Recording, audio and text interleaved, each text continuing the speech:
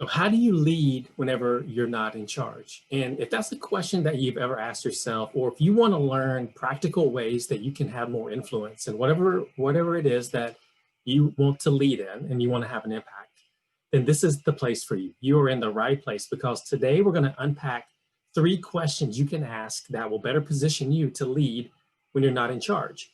And the reality is none of us are in charge of everything. None of us are.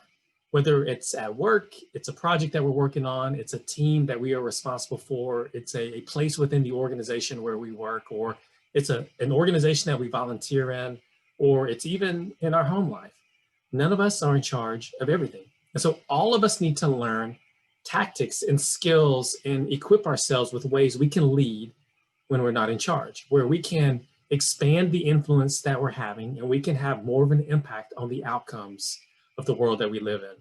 And so what I want to do is I want to unpack today three questions that you can ask your boss that will put you in a better position to lead when you're not in charge. And so I'm going to share my screen here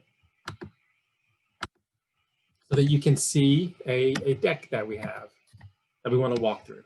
And so just want to cover three questions. But before we dive into that, I want to just remind you that if you want to get more content like this, then there are multiple ways that you can follow me to be able to get that content. You can follow me on Facebook at the Corey Tao page, or you can follow and you can get micro content like this delivered to you, or you can join our leadership group, the More Yoda Leadership Group on Facebook.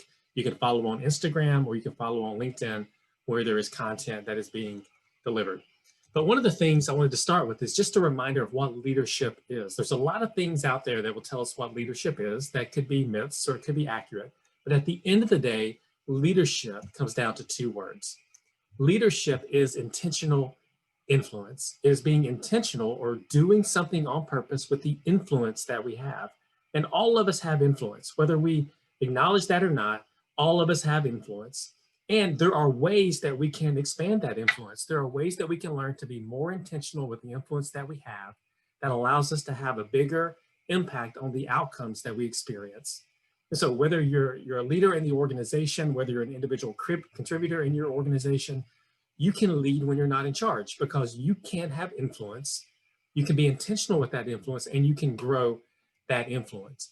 And so today, what I want to do is just give you three really easy and brief questions that you can ask your boss that will allow you to be positioned to better and more effectively lead when you're not in charge. So here's the first question, is that I want you to ask your boss, how would you define my success in the next 90 days? So think 90 days from now, you and I are meeting in a one-on-one. How would you define my success?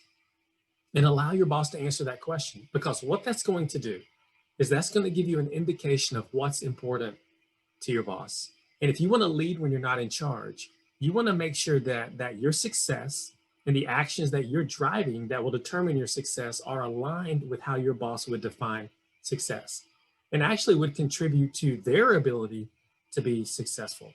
Because I want you to keep in mind your boss, and I share this with you from years and years of experiences leading large teams and small teams, and thinking about what questions would I want my team to ask me?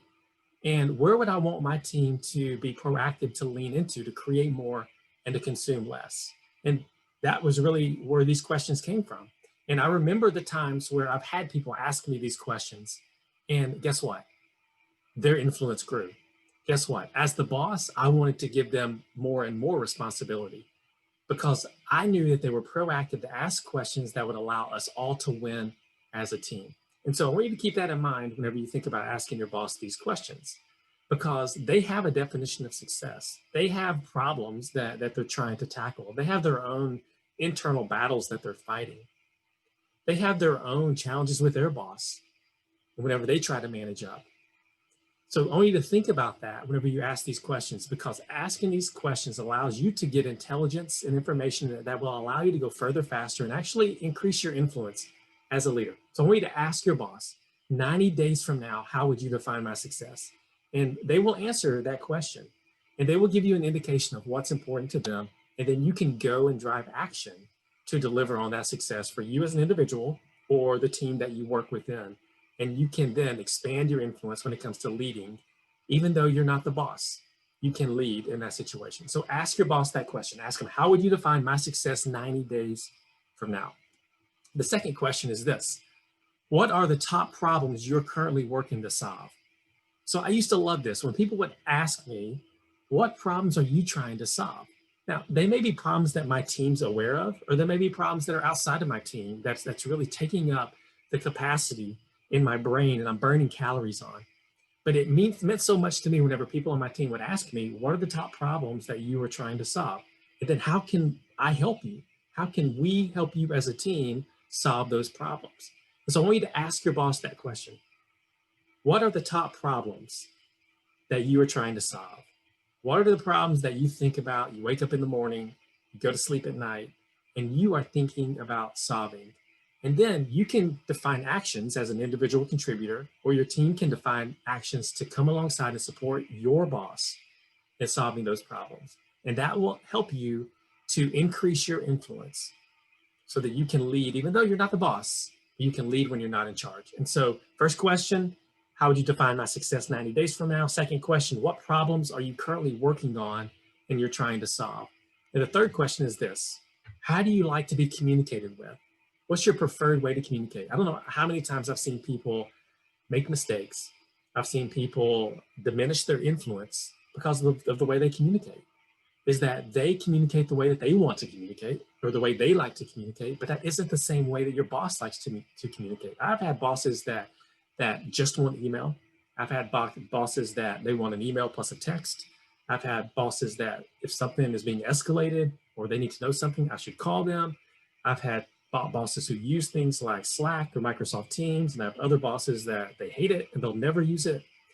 And so if I am just using what I prefer as far as the communication method, and it goes against the way that my boss likes to be communicated with, it's going to cause tension. It's going to cause miscommunication. It's going to slow you down.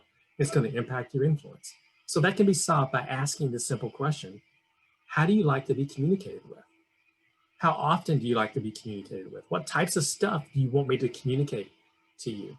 And then you'll get that intelligence. This is like a discovery process that you're going on to unearth these nuggets of treasure that will be intelligence for you that you can then use to drive your actions. And so when you ask this communication question, you're going to get an answer, and then you can adapt your behavior to communicate in a way that is most effective when communicating with your boss. And in doing so, that will allow you to increase your influence, which will then allow you to lead and have a bigger impact on the outcomes that you experience as an individual, your team experiences, even though you're not in charge. And so, 3 questions. What's success look like 90 days from now? The second one is, what are the top problems that you're trying to solve that I can come alongside and help you solve? And then how do you like to communicate? Because I'm going to adapt my behavior to communicate in a way that unlocks you, my boss. And at the end, I promise you, you will increase your influence and you will be more effective at leading even though you're not in charge. So the task for you is to drive this to action, is to implement. Go and ask your boss these 3 questions. And it could be your direct boss, it could be a project lead, whoever you want to have greater influence with, and you want to dictate and influence the outcomes that you experience. Go and ask these 3 questions and then do it. Drive it to practical application and action in whatever world you find yourself in.